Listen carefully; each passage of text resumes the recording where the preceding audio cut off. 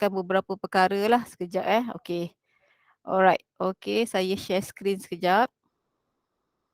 Okey. Baik. So, kelas hari ni macam biasa, minggu ni maksudnya on macam biasa.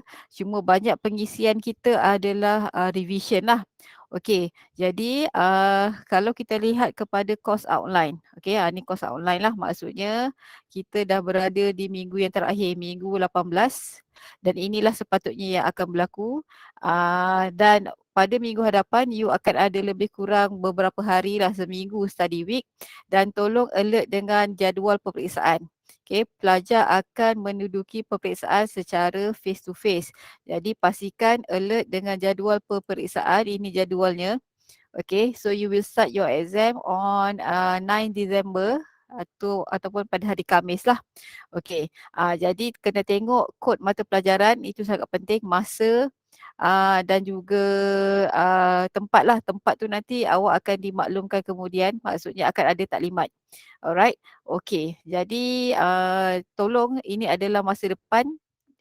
Maksudnya buat persediaan dan pada hari peperiksaan tu tak boleh lambat lah. Alright. Okay. Baiklah. Ni siapa ni? Lily Teo baru masuk Lily. Dah masuk belum? Mana Lilynya? Okay, sekejap. Lily dah ada belum? Okey, sekejap, dia baru masuk tu. Sebab dia bila saya dah share screen, dia tak boleh nak ni. Okey, baiklah. Lily dah ada? HIJK. Tak nampak lagi? Okey, tak apalah. Alright, okey. Jadinya we will continue our lesson. Sebenarnya saya akan gunakan untuk lecture lah sebab kelas kita ni kebetulan hari ni adalah memang online class untuk tutorial. Okey. Okey, baik. So, last class, dalam kelas yang lepas kita dah belajar tentang slightly soluble salt. So, kalau you lihat dalam nota kuliah awak tu di bahagian hadapan, awak kena faham all this rule. Semua rule ini awak kena faham untuk menentukan yang mana soluble salt, yang mana slightly soluble salt ataupun insoluble salt. Okey. Jadi apa yang kita belajar dalam subtopik ini, saya dah bagi tahu kita belajar tentang slightly soluble salt ataupun garam-garam yang larut sedikit sahaja. And then dia ada nilai KSP. Jadi sebagai bantuan untuk awak, since you nak jawab soalan tu dalam bentuk objektif, kalau diberi nilai KSP, maksudnya kita sedang soalan sedang menguji awak tentang salt yang slightly soluble. Okay, the greater the KSP value, the higher the solubility. Okay, walaupun kita bercakap pasal slightly soluble salt, tetapi di kalangan garam yang larut sedikit itu, yang manakah lebih larut ataupun mudah larut, kita tengok pada nilai KSP. Saya rasa ada slide tentang KSP values. Okay, sekejap saya nak okay, yang ni. Okay, ini saya dah mention minggu lepas. Okay, right. The higher the KSP value, the greater the solubility. Jadi student masih boleh compare kalau diberikan nilai KSP values for salt. Yang manakah slightly, which one is more soluble, kita kena pilih yang greater KSP value. Okay, but today we will continue our lesson with predicting the precipitation. Okey, since yang kita belajar ini adalah ionic compound, garam yang larut sedikit sahaja, maksudnya kita nak meramalkan. Okey, kalau kita campurkan salt solution, adakah pemendakan garam yang slightly soluble itu akan terhasil ataupun tidak? So, untuk slide ini kena faham, predicting, meramalkan precipitation of ionic compound. Ionic compound kat sini adalah yang kita nak kaji adalah slightly soluble salt. Okay, slightly soluble salt. Okay, so precipitate is an insoluble solid form and separates from the solution. Kalau saya ada satu test tube, okay, ni bayangkan test tube. Okay, kalaulah statement nombor 1 tu dia nak cakap, kalau kita kata precipitate tu apa? Precipitate tu adalah insoluble solid form and separate from the solution. Maksudnya contohlah, saya ada silver chloride solid. Okay, yang larut jadi ion tu sangat sedikit. So ion tu kat mana? Ion dah jadi aqueous kat atas ni. Tapi very small. So kita nak bercakap pasal precipitation ini akan wujud ataupun tidak, akan berlaku tak mendakkan, ataupun garam itu wujud ke tidak, garam yang slightly soluble tu. Jadi macam mana KSP values can be used to general prediction concerning precipitation reaction. So kita akan compare KSP value and Q. Okay, Q ni kita dah belajar, maksudnya Q tu adalah reaction, reaction quotient.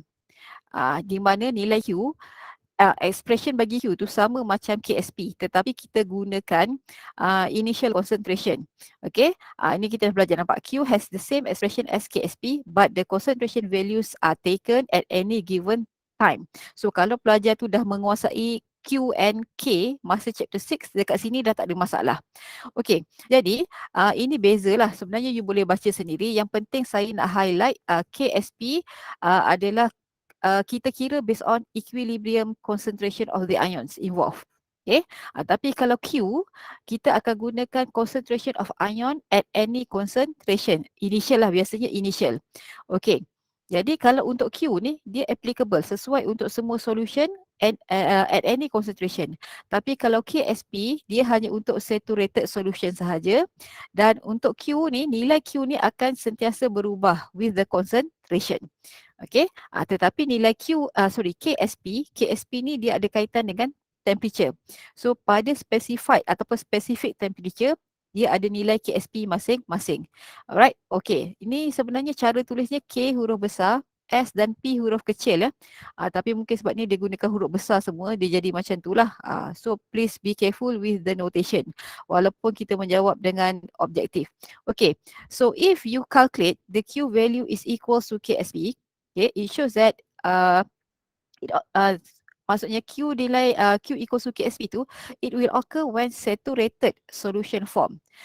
It shows that the system in equilibrium. Maksudnya apakah maksud in equilibrium? Contoh, saya bagi contoh, we have silver chloride solid which is a slightly soluble salt.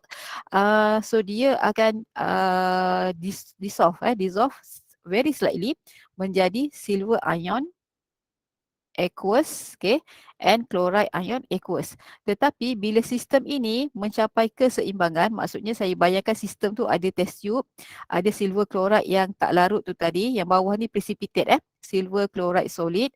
Okey, yang dekat atas ni ada ion sedikit sahaja, silver ion and chloride ion. Maksudnya proses forward and reverse ini dalam sistem ini berlaku pada rate yang sama. Ini kita dah belajar konsep equilibrium. So dia masih lagi, maksudnya formation of the ions masih berlaku. Pada masa yang sama, ion tu form semula solid pun berlaku at equilibrium. So itu berlaku kalau Q equals to KSP. Alright, if we have the value of Q is greater than KSP, so it shows that the solution is super saturated. Okay, apa maksud Q greater than KSP? Ini yang paling penting. The precipitate will form until the ionic concentration product of the system equals to KSP. Maksudnya, proses untuk dia membentuk precipitate itu akan berlaku, maksudnya precipitate will form, mendakkan akan terhasil, ini mendakkan contoh kat bawah ni will form until the ionic concentration equals to KSP. Maksudnya Q equals to KSP. Sampailah sistem mencapai keseimbangan. Dalam erti kata paling mudah, kalau Q greater than KSP, precipitate will form until Q equals to KSP. Okay. If the value of Q is less than KSP, kalau nilai Q less than KSP, ketika ini solution adalah unsaturated and no precipitate will form. Maksudnya no precipitate form. Maksudnya apa? More solid itu akan dissolve to form the ions. Ion dia adalah aqueous. Jadi maksudnya berlarut lah. Precipitate itu melarut. Jadi nak compare Q and KSP ini, kita kena kira. Kita kena ada data. Jadi ini adalah definition apa saturated solution, super saturated solution and unsaturated solution. Okay, jadi you boleh baca sendirilah kat sini sebab ini konsep saja untuk fahamkan. Yang penting how we are going to predict. Okay, for example, we have example 7 here. Okay, ini pun boleh ditanyalah dalam soalan objektif. So kalau perasan saya dah send satu set soalan objektif yang bukan soalan sebenar lah. Kita tak ada soalan pasti bentuk objektif. Jadi itu yang kami cuba buat untuk, cara cuba buat untuk beri pendedahan kepada pelajar. Jadi semuanya adalah level C3, C4 macam soalan inilah, cuma dijadikan objektif. Okay, so back to this question, example, will a precipitate of calcium sulfate form in a solution if the calcium ion concentration is 0.0025 molar and the sulfate concentration is 0.030 molar. Jadi sepatutnya kita boleh mengagak kalau dia tanya will a precipitate of calcium sulfate form, adakah mendakan calcium sulfate itu akan terhasil kalau kita campurkan dua ion ini.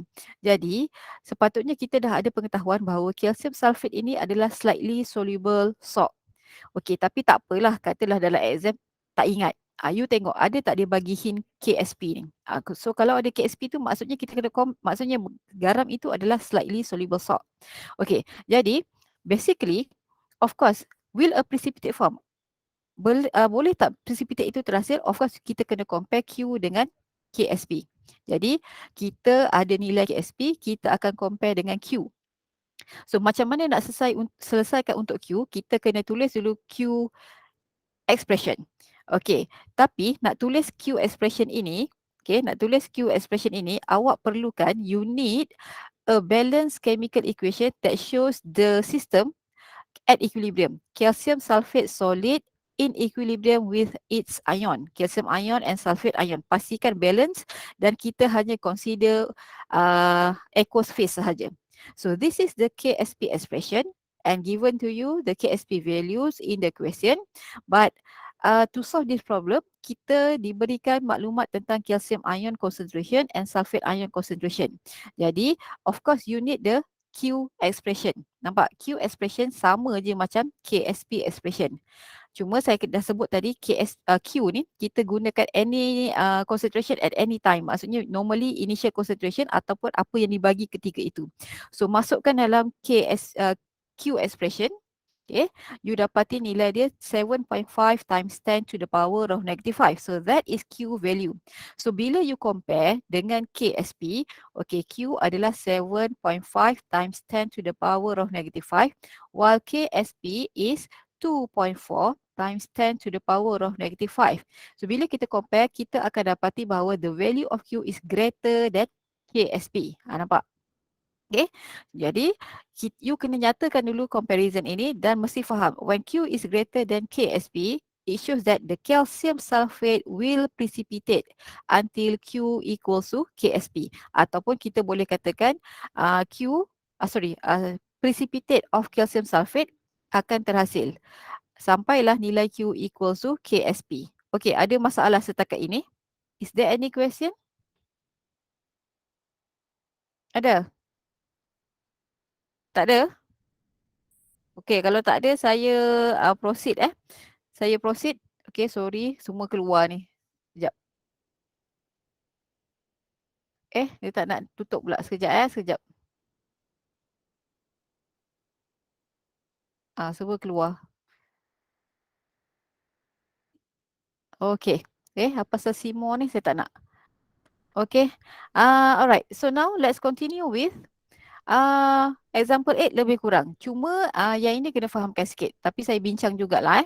Okay, you boleh take note. Does a precipitate form when 0.100 liter of 0.30 molar calcium nitrate is mixed with 0.200 liter of 0.06 molar sodium fluoride? Okay. Dia kata, let's say you campurkan. Okay, you campurkan dua bahan. Okey, saya ada calcium nitrate. Okey, calcium nitrate ni saya nak tanya kelas, calcium nitrate ni soluble ke slightly soluble salt? Soluble. Soluble salt. Semua nitrate salt adalah soluble salt. So dia adalah aqueous lah kan? Okey, sodium fluoride? Soluble. Yes, soluble salt. Jadi when this salt, calcium nitrate dissociates in aqueous solution, it will form calcium ion. And of course the nitrate ion. Ni saya conteng dulu walaupun jawapan dah ada dalam slide tu kan. Okay, and same goes to sodium fluoride. Okay, since it is a soluble salt, jadi bila dia dissociates, dia akan dissociate menjadi ion-ion inilah. Okay, jadinya sekarang, okay, kalau saya ada calcium nitrate, okay, saya conteng kat atas ni dulu mix with sodium fluoride. Okey, pernah tak dengar pemendakan ganda dua? Double precipitation, pernah belajar tak kat sekolah? Pernah. Pernah kan? Jadi bila saya ada dua garam yang soluble ini, what are the expected salt yang saya akan dapat? Saya mungkin akan dapat calcium nitrate. Okay. Sorry, calcium nitrate pula. Yang ini calcium nitrate ni ada dua ni Sorry. Ni dua. Alright. So this one too. Calcium, saya akan dapat calcium fluoride. Okay, sorry. Calcium fluoride. Okay, saya akan dijangkakan akan dapat calcium fluoride. And of course, sodium nitrate. Okay, sodium nitrate memang soluble salt. Sebab saya dah sebut tadi, apa-apa nitrate salt dia akan soluble. Okay, calcium fluoride, soluble or slightly soluble salt? Slightly soluble. Slightly soluble. Jadi, saya menjangkakan kalau saya larutkan dua bahan ini, iaitu calcium nitrate dan sodium fluoride, saya akan dapat, kemungkinan akan dapat calcium fluoride. Jadi, maksudnya sekarang ni saya nak dissolvekan apa? Saya akan dissolvekan calcium ion and fluoride ion ke dalam ini. Saya menjangkakan adakah precipitate calcium fluoride ini terhasil ataupun tidak. Di mana calcium fluoride ini adalah slightly soluble salt. So maksudnya dia akan jadi calcium ion tu sikit saja, very small amount. Sebab tu dia kata does a precipitate form. Jadi macam mana kita nak solvekan ini? Okey, jadi you boleh tengok kat sini, saya guide saja. First of all, ini adalah equation yang saya tulis tadi. Ini yang saya jangkakan. The possible precipitate that can be formed is calcium fluoride. Okey, maksudnya sekarang, untuk menghasilkan calcium fluoride ni, siapa yang akan supply calcium ion? Saya tulis sekali lagi. Siapa yang akan supply fluoride ion? Daripada dua bahan tu tadi kelas. Siapa? Siapa yang akan supply calcium ion? Calcium nitrate. Yes, because calcium nitrate dia ada Ca2+ kan? So dia akan supply calcium ion and fluoride ion will be supplied by the sodium fluoride. Okay, jadi macam mana kita nak kira Q? Of course kita kira Q compare dengan KSP.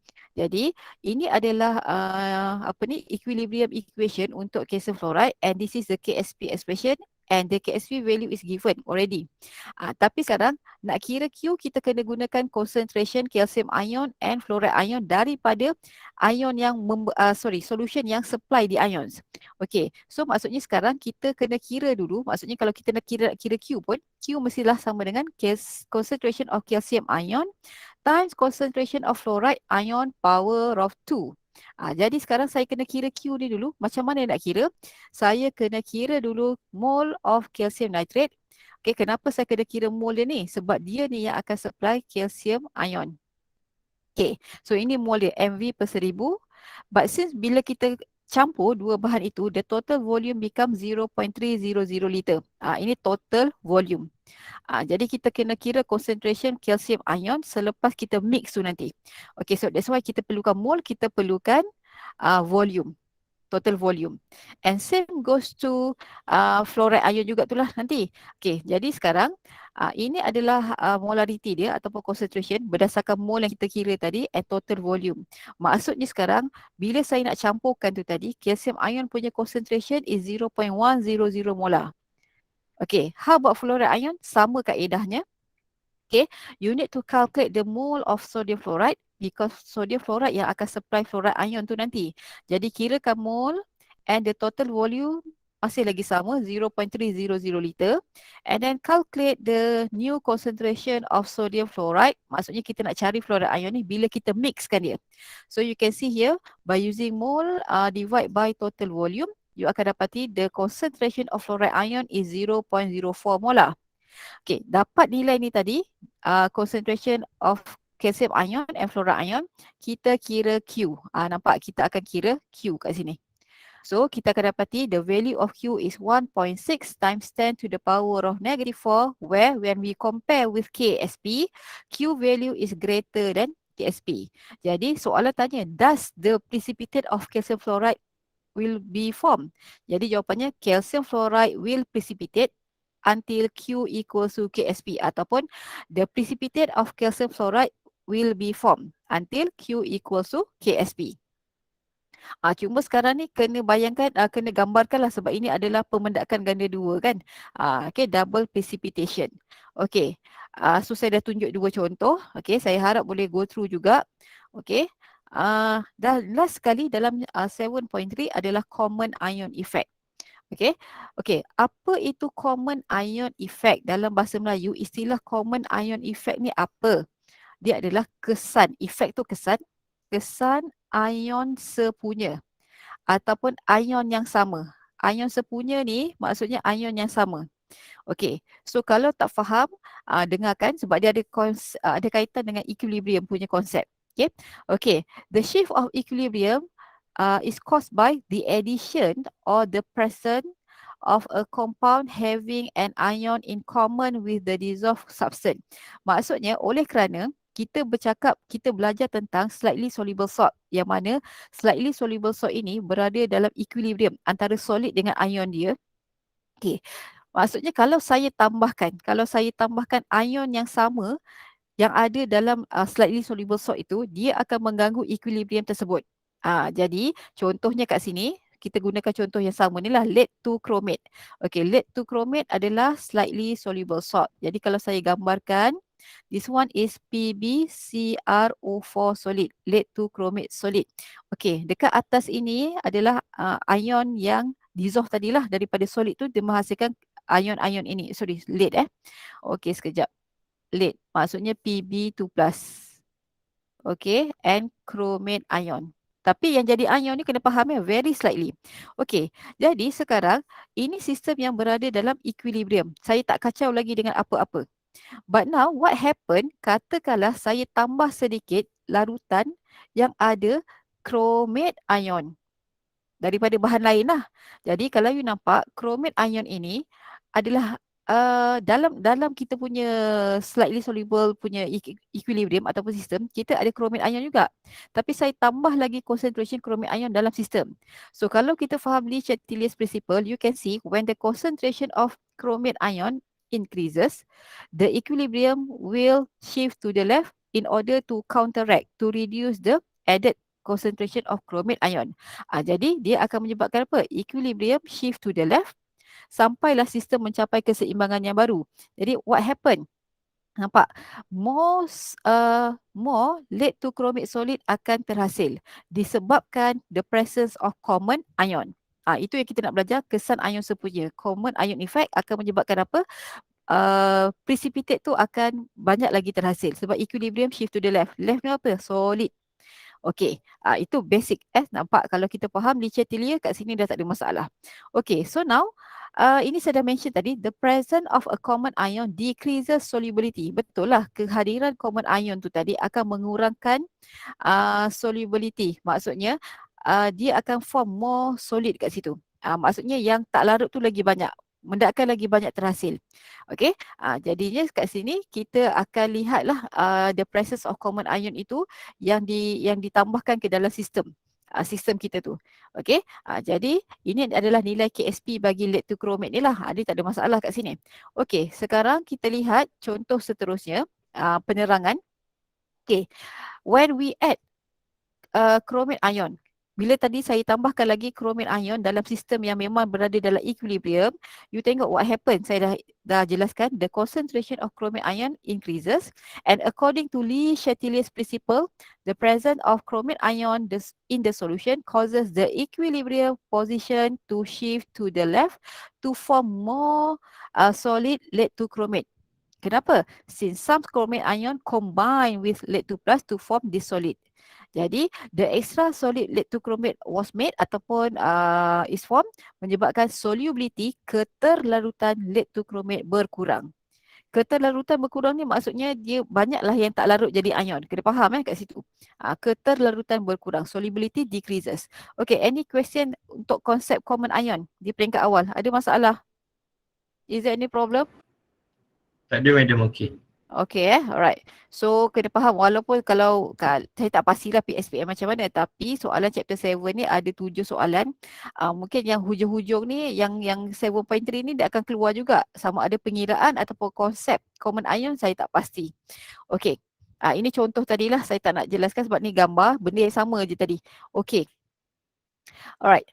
Baik, sekarang cuba kita lihat example yang macam ni, soalan yang macam ni. Anda tahu dia tanya kan, what is the solubility in molar of calcium hydroxide in 0.10 molar calcium nitrate?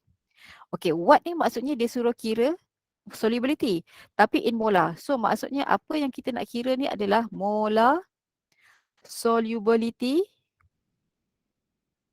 of calcium hydroxide, and we know that calcium hydroxide ni adalah slightly soluble ionic compound. Slightly soluble ionic compound, and this is the KSP value. Jadi, baik, maksudnya kalau sebelum saya jawab tu ataupun saya go through dia punya solution, calcium hydroxide disebabkan dia adalah slightly soluble ionic compound, so dia berada dalam equilibrium. At equilibrium, this solid equilibrium in with their ions. Maksudnya apa kat sini? Sorry. Maksudnya kat sini adalah calcium ion aqueous and 2 mole of hydroxide ion aqueous. Okay. Jadi sekarang kalau kita gambarkan sistem tu, maksudnya kat bawah ni kita ada calcium hydroxide solid. Dekat bahagian atas ni ada sedikit ion calcium and hydroxide ion. Sekarang saya nak tambahkan pula sedikit 0.10 molar calcium nitrate. And we know that in calcium nitrate, okay, aqueous solution, dia ni ada ion yang sama dengan calcium hydroxide. What is the common ion that present in calcium nitrate with yang common ion dengan calcium hydroxide? Apa dia? Calcium. Calcium ion, okay, good. So calcium ion, maksudnya calcium ion kat sini 0.10 molar saya nak tambahkan ke dalam sistem yang ada slightly soluble ionic compound tu tadi. Jadi nampak kita menambahkan common ion, ion yang sama. So logically, maksudnya secara logiknya bila saya tambah calcium ion punya dalam sistem, maksudnya concentration of calcium ion dalam sistem will increase. Jadi to reduce the concentration of calcium ion yang sekarang ni sudah very high, equilibrium position kena shift to the left. Shift to the left to form more calcium hydroxide solid. Cuma sekarang kita nak kena kira pula. Kita kena kira dia punya molar solubility tu. So how to solve this problem? Konsep kita dah tahu dah. Maksudnya sekarang dia punya molar solubility tu akan berkurang. Okay, baik. Kita lihat contohnya.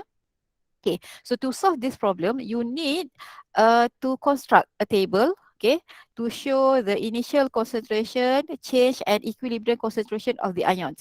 So kita hanya akan buat equilibrium table based on slightly soluble ionic compound tu saja, iaitu calcium hydroxide. So solid saya dah ajar, kita abaikan. Okay, untuk hydroxide ion, initially dia zero. Hydroxide ion tu zero lah. Sebab dia belum lagi dissociate ataupun belum lagi dissolve. Tapi untuk calcium ion kat sini you nampak dia 0.10 sebab kita sudah tambahkan daripada calcium nitrate. So initially kita sudah ada calcium ion punya concentration iaitu 0.10 molar yang saya cerita tu tadi. Jadi oleh kerana this ionic compound calcium hydroxide itu slightly soluble, dia melarut sedikit saja sebanyak S. Jadi sebanyak S lah yang akan terhasil dalam bentuk ion. Sebanyak 2S lah yang akan form hydroxide ion. And at equilibrium, the expression adalah for calcium ion 0.1 plus S and 2S for hydroxide ion. Okay, jadi nak memudahkan disebabkan yang dissolve sebagai ion tu very small, kita buat sedikit assumption. Assume 0.1 plus S approximate to 0.1. Jadi kita akan gunakan KSP expression juga, and bila kita ganti yang ini. Okay, kita ganti yang ni tetapi kita dah buat assumption tu tadi. Nampak kat sini kita ambil 0.1 sahaja. Okay, gantikan, kita selesaikan untuk S. Okay, so S ini adalah solubility in molar. Jadi, this is the solubility of calcium hydroxide, okay, after we add calcium ion, which is 4 times 10 to the power of negative 3 molar. Ini adalah dia punya molar solubility selepas kita add dia punya, apa tu tadi? Apa tu nama? Common ion. Common ion. Okey, siapa yang PM line tak okey tu tak apa. Ada effort lah nak masuk tu tadi kan. Tak apa, nanti tengok recorded Okey. Jadi ini cara kita nak kira apa yang soalan tu tanya tadi. What is the solubility in molar? Kalau you baca soalan tu. Of calcium hydroxide selepas kita tambahkan common ion. Okay. Jadi kena cuba menyelesaikan masalah. Okey. Last sekali adalah what is the molar solubility? Soalan ni sangat jelas. What is the molar solubility of silver bromide? And we know that silver bromide ini adalah slightly soluble salt ataupun slightly soluble ionic compound. Dia larut sedikit. Jadi kita tahu kalau in pure water berapa dia punya solubility. Maksudnya in pure water kita akan kira S juga. In 0.010 molar sodium bromide, kita nampak kat sini, dah nampak dah, kita akan tambahkan bromide ion yang ada dalam silver bromide. Jadi kita akan kira juga molar solubility which is S. Daripada dua nilai S ini, nilai S daripada A and B, kita mesti boleh compare solubility. Selepas in pure water dengan addition of common ion. Jadi kena ingat sebenarnya C ni dah boleh jawab. The presence of common ion will decrease the solubility of silver bromide. Cuma sekarang ni kita kena buktikan dengan pengiraan dan kita kena deduce. Kita kena beri reason dengan menjawab sedikitlah dalam bentuk ayat. Okay, so first of all kita akan jawab in pure water. Okey, jadi in pure water tu sebab kita nak kira molar solubility, kita kena kira S. S inilah S at equilibrium. So saya bulatkan yang ni. Jadi kita akan construct table. So equation yang penting adalah equation that shows equilibrium of silver bromide solid and its ion. Okey, jadi yang ini dah nampak. Cuma yang ini initially masih kosong sebab A itu in pure water. Soalan A, dia tak ada lagi common ion. So that's why initial concentration silver ion 0, bromide ion pun 0. Jadi nak solve for S, nak solve ataupun nak selesaikan untuk molar solubility itu, maka kita akan gunakan KSP expression. Okay, alright. And then kita solve for S. So this is the S which is molar solubility of silver bromide in pure water. Maksudnya, kita mesti boleh terjemahkan apa yang dimaksudkan oleh S itu. Maksudnya molar solubility yang ni 8.8 darab 10 negatif 7 molar tu apa maksudnya? In 1 liter of saturated solution, only 8.8 times 10 to the power of negative 7 mole silver bromide akan dissolve. Nampak dalam 1 liter sebab unit dia kan mole per liter. Okey, ini tanpa kehadiran common ion. Ion yang sama tu lah. Okey, sekarang saya kacau sistem itu. Okey, saya dah ada silver bromide punya sistem. Okey, so this is silver bromide solid. Okey, dekat atas ni ada sedikit silver ion and bromide ion. Saya tambahkan pula 0.001 molar sodium bromide. Di mana sodium bromide mempunyai ion yang sama dengan yang ada dalam sistem tu tadi. Iaitu apa ion yang samanya? Boleh respon? Apa ion yang samanya dalam sodium bromide ni? Apa dia? Bromide ion. Nampak? Kita nak tambahkan bromide ion ni kan? Jadi berapa banyak saya tambah bromide ion? 0.0010 molar. Jadi kita akan construct table juga, but initial concentration of silver ion masih 0. Okay, sebab dia belum lagi melarut jadi ion. But initial concentration of bromide ion adalah ini. Sebab datang daripada sodium bromide aqueous tadi. Okay, jadi this is change in concentration and this is the term ataupun expression at equilibrium. But since yang dissolve itu jadi ion itu very small, maka kita buat sedikit assumption ini dan kita anggap 0.0010 plus S approximately is 0.0010. Jadi masukkan saja assumption kita tu dan juga sebutan at equilibrium ke dalam KSP expression. You dapati inilah nilai molar solubility after we add sodium bromide solution sebanyak 0.0010 molar. Jadi kalau lihat apa maksud 7.7 darab 10 negatif 10 molar, iaitu molar solubility. In 1 liter of saturated solution, hanya 7.7 darab 10 negatif 10 mol silver bromide yang larut. Tadi 10 kuasa negatif berapa? Initially 10 negatif 7. Ini in pure water. Selepas kita tambah sodium bromide, jadi 7.7 darab 10 negatif 10. Lagi sikit. Ini baru kira. Sekarang soalan C, dia suruh compare. Compare the molar solubility and kita kena nyatakan which solubility tu macam mana. Maksudnya ini solubility of silver bromide in sodium bromide. Ini maksudnya common ion tadi yang ada bromide ion, common ion. Okay, ini adalah in pure water. Jadi bila kita compare the concentration, the solubility of silver bromide decreases with the presence of common ion. Jadi silver bromide is more soluble in water compared to sodium bromide. Macam mana tahu? Kita tengok nilai molar solubility tu tadi. Maksudnya since nilai S, molar solubility in pure water tu lebih besar, greater, menunjukkan silver bromide lebih larut dalam pure water berbanding dalam sodium bromide. Tapi bukanlah dia larut semua. Maksudnya keterlarutan tu lebih banyak dalam pure water. Okey, ada soalan? Dah habis dah? Okey, ada soalan?